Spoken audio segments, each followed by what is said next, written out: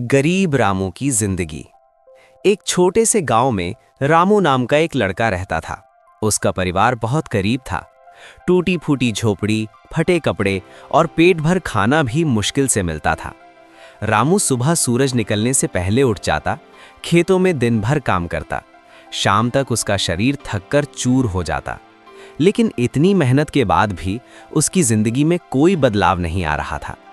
एक दिन रामू ने आसमान की तरफ देखा और बोला, हे भगवान, मैं इतनी मेहनत करता हूं, फिर भी गरीब क्यों हूं? गुरुजी से मुलाकात। एक दिन गांव में एक ज्ञानी बुजुर्ग आए। लोग उन्हें गुरुजी कहते थे। रामू उनके पास गया और बोला, गुरुजी, मैं दिन रात मेहनत करता हूं, फिर भी मेरी हालत नहीं बदलती। गुरुजी मुस्कुराए और बोले, बेटा, मेहनत करना अच्छी बात है, लेकिन सही दिशा में मेहनत करना उससे भी ज्यादा जरूरी है। रामू समझ नहीं पाया। असली सीख। अगले दिन गुरुजी रामू को बाजार ले गए। वहां उसने देखा कुछ लोग कम मेहनत में ज्यादा पैसा कमा रहे थे।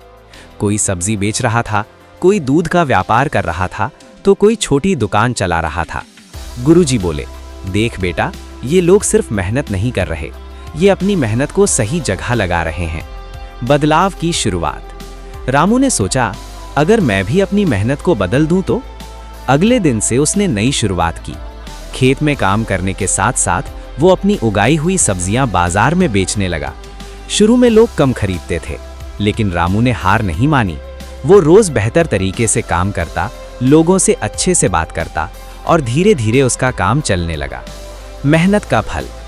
कुछ महीनों बाद रामू की कमाई बढ़ने लगी। उसने एक छोटी सी दुकान खोल ली। अब वो सिर्फ मजदूर नहीं, बल्कि एक व्यापारी बन चुका था। उसके घर की हालत सुधर गई, परिवार खुश रहने लगा।